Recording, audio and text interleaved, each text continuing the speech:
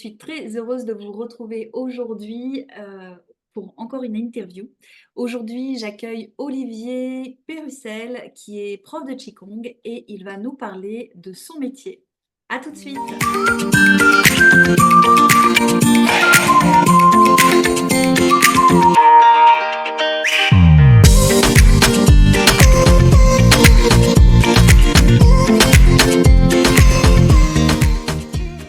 Alors, comme je vous l'ai dit, aujourd'hui, j'accueille Olivier Pérussel, prof de Qigong. Comment vas-tu, Olivier? Bonjour tout le monde, bonjour Sabrina, ça va super et je suis vraiment content de venir discuter avec vous du Qigong. Moi, je suis très, très contente de t'accueillir dans cette émission qui s'intitule Vous êtes la clé. Et ouais, ça me fait très plaisir de t'avoir là. Est-ce que tu pourrais déjà te présenter, Olivier, présenter un petit peu ton parcours? Qu'est-ce qui t'a amené à faire du Qigong? Oui, bien sûr, bien sûr. Je m'appelle Olivier, je vis encore pour 2 mois en région parisienne. Et ensuite, je partirai en Haute-Savoie. Donc, comme tu l'as dit, je suis prof de Qigong, mais pas uniquement. J'ai plusieurs casquettes, donc thérapeute en soins énergétiques. Je fais aussi du shiatsu et puis j'ai un métier de salarié aussi puisque je suis ingénieur dans l'environnement. Alors, qu'est-ce qui m'a amené au Qigong? C'est une longue histoire. C'est une longue histoire. Ça a commencé à l'adolescence. J'avais 15, 16 ans et à l'époque, je faisais du karaté. Donc, des arts martiaux externes, voilà, assez durs. Et je lisais régulièrement un magazine qui s'appelle Karaté Bushido, dans lequel il y avait une panoplie d'arts martiaux externes et internes. Et donc ça m'intéressait. Je voyais des moines Shaolin casser des briques et je savais qu'ils faisaient des exercices respiratoires, des arts internes, mais je ne connaissais pas. Et en fait, à 24 ans, je suis arrivé à Paris et assez stressé, mal dans ma peau, et je suis tombé sur un cours de Qigong qui était à côté de chez moi. Je me suis dit, tiens, allons voir. Et ça m'a vraiment, tout de suite, j'ai vraiment accroché, ça m'a vraiment plu parce que j'ai trouvé quelque chose que je cherchais en fait depuis longtemps. C'est comme ça en fait que je suis venu au Qigong. Et qu'est-ce qui t'a attiré du coup dans le Qigong? Alors, différentes choses, mais notamment le fait de rentrer en soi. C'est une Mhm. pratique lente, mais on rentre en soi et ce qui m'intéressait surtout, c'est de découvrir ce qu'on appelle l'énergie. Qu'est-ce que c'est que cette énergie dont tout le monde parle et qui est pas très palpable au départ. En tant qu'occidental, je comprenais pas trop ce que c'était. Et donc, j'ai voulu connaître, sentir en moi l'énergie et comment elle circule. C'est vraiment ça qui m'a attiré au départ. Ok. Et comment t'expliquerais le Qigong à quelqu'un qui n'en a jamais entendu parler?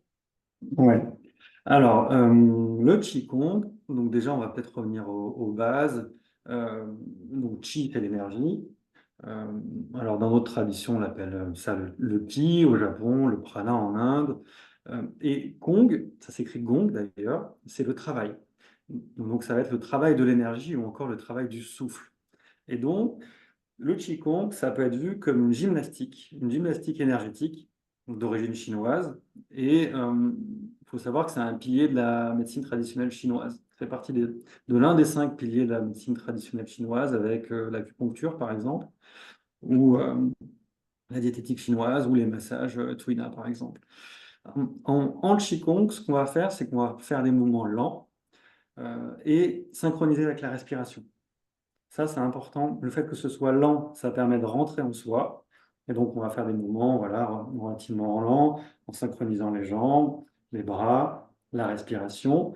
Et ça va nous permettre de ressentir des choses en nous. Donc, ressentir l'énergie, ressentir des choses circuler en nous. Euh, et puis, on va dire qu'il y a différentes pratiques en Qigong, pour faire simple, mais il y a une sorte de série, on va dire, donc des mouvements dynamiques, et puis des mouvements statiques, une position de l'arbre, par exemple. Peut-être que vous avez vu ça dans les parcs. Et ça va apporter notamment des éléments comme l'ancrage, l'enracinement. Hmm. Voilà, c'est une sorte de gymnastique en mouvement, on va dire, qui est accessible à tous. Ok. Et quels sont, toi, les bienfaits que tu as pu expérimenter par rapport au Qigong? Au Qigong. Alors, au départ, un évident qui est l'ancrage, l'enracinement. Moi, depuis petit, je peux me connecter très facilement, je peux monter très vite, avoir Mm, une connexion spirituelle, mais aussi être très dans le mental. Et donc, je suis grand, assez fin, et j'avais les jambes très peu développées, mais donc un ancrage physique euh, pas du tout développé, et un mm, ancrage émotionnel non plus. Et le Qigong, très rapidement, m'a permis de sentir ce que c'est d'être ancré dans le sol, de revenir vraiment là, dans le moment présent, mm. et à la fois trouver donc une assise physique et puis une sécurité émotionnelle, parce que quand on se sent bien dans son corps, bien ancré, on se sent solide, et du coup, on a moins peur et on est moins sécure. Moi, c'est Mm. vraiment ça le premier élément que j'ai ressenti assez vite. Donc, quelqu'un qui est fort, fort, fort dans le mental, le Qigong pourrait l'aider à apaiser les ruminations mentales, par exemple? Oui, exactement. Il y a notamment un mouvement qui s'appelle les nuages, où on va faire ce genre de mouvement, et il y en a plein d'autres d'ailleurs, hein, et il va apaiser le mental très rapidement. En quelques minutes de pratique, ça permet vraiment de faire baisser ce mental et de revenir dans le moment présent. Alors ça, je trouve que c'est une super clé que tu viens de donner pour ceux qui nous écoutent. Donc, si tu veux, est-ce que tu pourrais faire voir le geste aux auditeurs, vraiment pour qu'ils voient c'est quoi le geste et comment l'utiliser au quotidien pour apaiser leur Oui, mental? bien sûr. Bien sûr. Alors, je vais montrer que la partie buste, on va Oui. dire, mais voilà, on va partir à gauche. Je vais mettre ma main gauche en face du front et l'autre main ici. Et en fait, ce que je vais faire, c'est que je vais intervertir les mains, hop, et tourner. Voilà. Je regarde ma main droite ici, j'intervertis les mains et je tourne. C'est relativement simple, et on va inspirer d'un côté, expirer, Hmm. inspirer, expirer. Et juste faire ce mouvement qui est très simple, 5 minutes, avec donc ce rythme-là, pas plus vite, c'est important. Ça permet déjà, peut-être que vous sentez juste en regardant, que ça Oui. calme, ça apaise. Voilà. Hmm. Mouvement très simple. Et tu regardes ta main, du coup, à chaque fois. Oui, c'est important aussi. Le regard est important. Hmm. Donc, voilà, on regarde sa main pour justement éviter de partir dans le mental, Eh éviter de ouais. partir dans les choses et d'avoir le regard vague. Hmm. Voilà. Super. Donc, Est-ce que le Qigong, ça peut améliorer la santé au quotidien? Et comment? oui, tout à fait. Alors, donc, j'ai dit initialement, Qigong, ça veut dire travail de l'énergie. En fait, quand on va respirer en faisant ces mouvements, on va faire circuler l'énergie, notamment dans les méridiens, qui sont les canaux énergétiques qui parcourent le corps. Et, et donc, en faisant circuler l'énergie, d'après la médecine chinoise, si l'énergie circule sans blocage, il n'y aura pas de maladie. Donc, ça, on prévient en fait. C'est Hmm. vraiment une Ah, médecine de c'est de la prévention. prévention. Ouais. Hmm. Voilà, c'est comme la prévention. Donc, il y a cet aspect-là. Il y a un autre aspect qui est vraiment le renforcement physique. Et donc, moi, je peux donner un exemple personnel. À 24 ans, je suis arrivé, j'avais des tendinites au genou terribles, derrière les genoux. Et en fait, il y a des qigong spécifiques pour la santé en général. Donc, et pour les muscles et les tendons. Donc, il y a des exercices qui existent depuis 2500 ans, qui sont là vraiment pour assouplir le corps, fortifier certaines zones du corps. J'ai des gens qui sont en cours et qui ont mal, par exemple, à un bras. Au bout de quelques mois de pratique, ça disparaît. Hmm. Donc, il y a l'aspect physique, il y a l'aspect mental, où on va justement calmer le mental. Et puis, finalement, il y a aussi l'aspect émotionnel. On apaise vraiment les émotions. On fait sortir aussi certaines émotions. En Qigong, on va utiliser parfois des sons de guérison, qui est une pratique taoïste, où on associe un son particulier, donc une fréquence particulière à une émotion. Donc on a notamment celui-là, là. Donc le S, qui est le son de guérison du poumon. Et ça va permettre de faire sortir la tristesse. Ok. Voilà, c'est ça. Ok. Voilà, Hmm. exactement. Donc c'est vraiment une médecine globale, on va dire. Hmm. Ouais.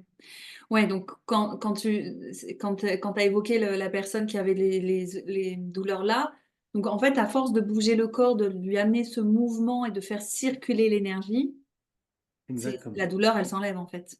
Oui. Alors, c'est pas magique, bien sûr, Faut du mais temps, de la pratique, ouais, comme de tout. la Ouais, ouais. persévérance. Ouais, bien sûr, ouais. Ouais. Ouais, Mm, si mm. tu fais un peu tous les jours et que enfin, tu t'es concentré là-dessus et que tu es dans cette positive attitude de guérison du corps, de l'énergie. Enfin, après, c'est un tout, bien évidemment.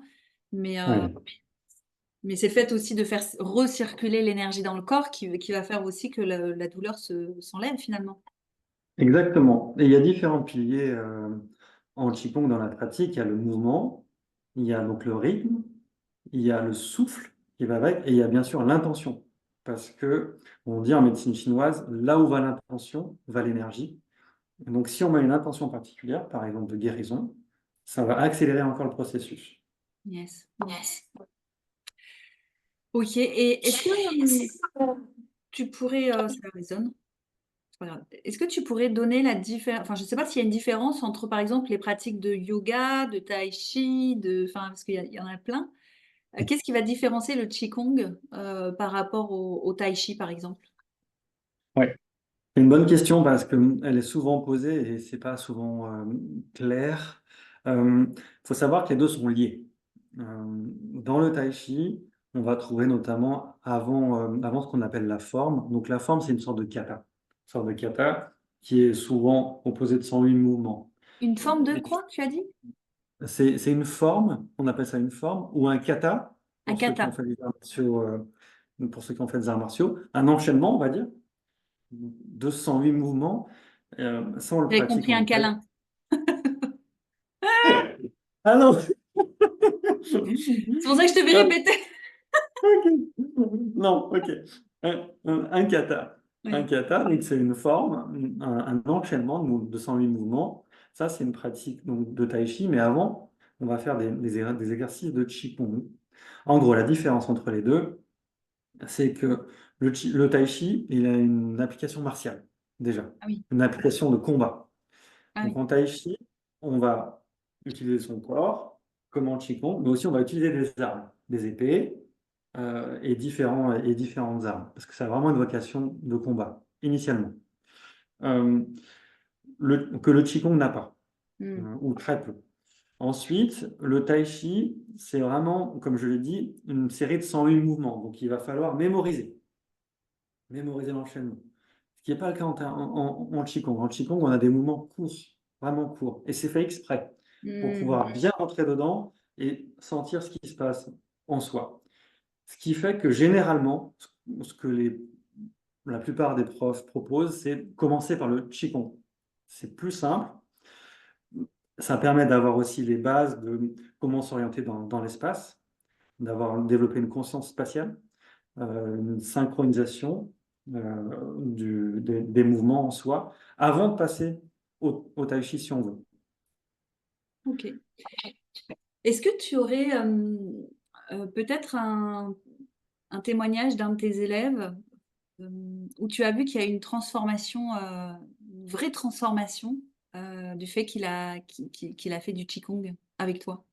Ouais, alors j'ai notamment une personne, je pense à une personne là, une dame qui a 70 ans et qui a fait énormément de yoga avant. Et Mm. maintenant, avec l'âge, elle a de plus en plus de mal à faire les postures. Ah oui. Donc elle est un peu frustrée, salutation au soleil, ça devient difficile. Elle s'est mise au Qigong il y a 2 ans avec moi. Et elle est ravie. Elle est ravie parce que au niveau articulaire, eh ben, ça bouge. Elle se Mm. sent moins bloquée. Il y a peut-être moins d'arthrose aussi. Ça l'aide beaucoup. Au niveau équilibre, on va dire physique, elle retrouve l'équilibre. D'ailleurs, le Qigong, c'est beaucoup aussi préconisé dans les maisons de retraite pour éviter aux personnes âgées de tomber. Parce qu'on Mm. retrouve justement un équilibre, on retrouve un ancrage, on travaille sur les jambes. D'ailleurs, en médecine chinoise, on dit qu'on vieillit, on commence à vieillir par les jambes, et ce qui est vrai, il y a la fonte musculaire, etc. Donc, elle retrouve de la force dans les jambes, et puis ici, au niveau mental, elle témoigne que elle rumine moins. Elle Mm. rumine moins, elle est à la retraite, parfois elle ne sait pas quoi faire. Elle fait du Qigong et ça permet justement de calmer un petit peu son mental. Donc, pour moi, c'est une vraie réussite pour elle. Mais oui, ouais, ouais, carrément, ouais. Mm. Mm. Et justement, quel conseil tu donnerais à quelqu'un qui voudrait commencer le Qigong dans sa vie au quotidien? Moi, je dirais que idéalement, ça serait bien de s'entourer d'un prof. Mm. Voilà, si jamais il y a un prof pas loin, c'est bien. Sinon, ce que je Alors, conseille, excuse-moi, pourquoi un prof? parce que pour qu'il y ait un retour en fait et qu'il y ait des corrections, Mm, que le prof puisse valider, parce que malgré tout, la forme du mouvement, elle est importante. Elle est mm, importante en Qigong. On ne peut pas se permettre de faire des choses qui sont à peu près. Et surtout quand on est débutant et qu'on n'a pas forcément une bonne conscience corporelle, on imagine qu'on fait la même chose que ce qu'on voit en vidéo, alors que ce n'est pas forcément vrai. ah Donc ouais. d'avoir un retour, une validation. Maintenant, si on n'a pas de prof, ce que je conseille, c'est de prendre déjà des séries connues. En Qigong, il y a tout un tas de séries qui existent. Par exemple, il y a Les 8 pièces de Brocard. C'est une série très connue qui est pratiquée par des millions de personnes. Et donc, il y a énormément de contenu sur Internet et des gens très bons qui vont découper les mouvements de cette série. Donc, plutôt que de prendre une série, on va dire, qui est peu connue et qui est simplement pratiquée par quelques pratiquants, où on sait que la forme est un petit peu approximative, je Mm. propose plutôt de prendre des choses connues et de commencer par un mouvement simple et de le décomposer. Dire, bon, ben voilà, le mouvement, il fait ça. Je vais d'abord commencer par faire ça et sentir si, effectivement, je me sens bien à l'aise. Puis quand je suis à l'aise, je l'ouvre et je continue le mouvement. Et peut-être de focaliser sur un seul mouvement par jour et de le peaufiner, de le peaufiner, de le peaufiner. Ah, c'est hyper intéressant ce que tu dis, hein, parce que moi, j'ai voulu faire ça, mais en vidéo, tu vois, avec des vidéos. Et, Ouais. et c'est intéressant ce que tu dis, parce que je crois que finalement, les mouvements, je suis pas sûre de les faire super bien. Du coup, j'en ai pas ressenti les bienfaits que je devrais en ressentir. Et du coup, je me suis dit, bon, ouais, bof, quoi. Et tu vois, le fait que tu dis, bah, c'est bien de faire des mouvements hyper connus, je suis pas tombée sur ces mouvements-là. Euh, et sinon, de prendre un prof, bah, tu vois, ça me donne envie d'aller m'inscrire là, et d'avoir un prof qui me corrige, en fait. Mm. Ouais, effectivement, c'est important parce que on peut, comme tu dis, faire des mouvements un peu enfin, pas correctement, avoir des douleurs, du coup, se dire, ah mince, je ne ressens rien, et être un petit peu découragé. Ouais. Or, c'est pas le but. Et vraiment, le Qigong, c'est à la portée de tous. Donc, si on décompose les mouvements, qu'on fait des mouvements simples et qu'on s'entoure de quelqu'un qui connaît, on va tout de suite se booster et ça va vraiment améliorer notre pratique. Et puis c'est hyper intéressant, je trouve, le conseil que tu as donné de faire un mouvement par jour et d'être hyper à l'aise avec pour pouvoir passer à un second mouvement. Moi, quand je me suis entraînée, je me suis dit, bon, allez, j'en fais 8 d'un coup, alors qu'il y en avait, enfin, il y en avait beaucoup des mouvements. Et je me suis dit, Oui. je vais apprendre les 8 premiers. Tu vois, je me suis pas dit, je vais en faire un tous les jours. Non, je me suis dit, je vais en faire 8 tous les jours. Non, mais c'est hyper intéressant d'avoir ce conseil-là, en fait, tu vois, et de le décomposer. Oui, c'est important. En tout cas, pour moi, c'est important parce que si on en fait un, on va le peaufiner et on va ressentir. Et moi, j'insiste beaucoup Ah. sur ça, sur le ressenti intérieur. Sinon, on va avoir l'impression de faire de la gym. Or, c'est pas de la gym, vraiment pas. Il y a vraiment tout le côté interne qui est finalement fondamental. Et t'as raison. Enfin, moi, le seul mouvement que je ressens pour le moment, alors c'est peut-être parce que, tu sais, en bioénergie, on fait tout le temps des gestes comme ça, tu vois. Et du coup, quand je fais ça, tu vois, je sens vraiment, tu vois, Oui, quand je fais ça, tu vois, je sens vraiment l'énergie. Et bon, je me dis, bah oui, mais j'utilise tout le temps mes mains en bioénergie, à côté, tu sais, quand on appelle les guides et tout ça. Enfin, donc, forcément, tu vois. Mais c'est vrai qu'il y a des mouvements, bah, je les faisais pour les faire, quoi. Et c'est marrant, tu as parlé des nuages tout à l'heure. Et ce mouvement-là, alors, je ne l'ai pas fait comme toi. Moi, c'était plus comme ça, plus, tu sais, oui. déblayer, quoi, les nuages. Et en fait, c'était bien pour mon mental, parce que je me disais, ouais, trop bien, je déblaye mes pensées. Mais, mais le mouvement en lui-même, il m'a pas fait grand-chose, en fait, tu vois. Mm. Donc, je comprends pourquoi aujourd'hui. Un conseil que je pourrais donner par rapport à ça aussi, et c'est fondamental, c'est quand on fait une pratique de Qigong, c'est d'être souple au niveau des articulations. Ouais, Vraiment. Et de mettre le moins de force possible, parce que si par exemple sur le poignet, on est crispé, ça va bloquer l'énergie. c'est ça. Et c'est valable pour les épaules, pour les genoux, pour les chevilles. Et donc, voilà, être très, très, très, très souple et du coup prendre un tout petit mouvement. Parce que si on a un grand mouvement, un mouvement compliqué, on va se crisper à un moment donné. Et ça va bloquer. Ouais. Bon, c'est hyper riche, j'adore. Alors, est-ce que, il y a des contre-indications pour la pratique du qigong? Alors, non, c'est une pratique vraiment valable pour tout le monde. Moi, j'ai des gens très âgés en cours aussi, donc on s'adapte, bien sûr, comme dans toute pratique. Mais je mettrai un bémol. Je mettrai quand Mmh. même un bémol. Euh, Parce que en Qigong, donc il y a des mouvements, vous l'avez compris, mais il y a la respiration. Mmh. Et il y a des techniques respiratoires, notamment des techniques respiratoires qui font monter l'énergie à la tête, par exemple. Ça, je conseille d'aller doucement. Parce que si on fait monter trop vite la respiration, ou si les gens n'ont pas l'habitude, notamment les débutants, ou si les gens ont des problèmes de tension, etc., ça peut un petit peu étourdir, on va dire. Ouais. Commencer à étourdir et les gens vont peut-être un petit peu s'affoler. Donc sur les mouvements, moi je dirais, à partir du moment où on écoute son corps, où on se connaît, et on ne va pas chercher des mouvements compliqués, aucune contre-indication. Sur les respirations, attention si c'est des respirations qu'on n'a pas l'habitude de faire, peut-être en faire pareil, doucement, quelques respirations, voir comment ça se passe. Si on se sent bien, on y va. Si Mmh. on sent que ça monte à la tête, qu'on est étourdi, on calme. Mmh. Ouais, d'où l'intérêt quand même d'avoir un professeur. Oui, Ouais. Mmh. et c'est important sur la partie respiratoire aussi, ouais. Et tu as une philosophie de vie par rapport au qigong que peut-être que tu transmets dans tes cours? Moi, ce que j'aime dans les cours, c'est montrer déjà la richesse du Qigong. Parce qu'elle est immense. C'est 2500 ans de pratique. Il y a des pratiques. 2500 ans. Ouais. Énorme, énorme. Il y a des pratiques statiques, il y a des pratiques dynamiques, il y a des pratiques, par exemple, pour la femme enceinte. Il y a des pratiques qui visent à faire circuler l'énergie dans un méridien particulier, par exemple le Qigong du cœur. Il y a des qigong pour fortifier les tendons, les muscles. Et donc, c'est énorme. C'est énorme. Et moi, dans chaque cours, j'essaie de distiller un petit peu, alors pas tout, bien sûr, mais quelques graines sur différentes pratiques pour que les personnes voient un petit peu qu'est-ce qu'il est possible de faire. Donc ça, c'est le premier élément, la richesse. Ensuite, je dirais, j'ai à cœur de faire ressentir aux gens l'énergie, la pratique interne. C'est pas qu'une pratique physique, ce qu'on voit malgré tout souvent.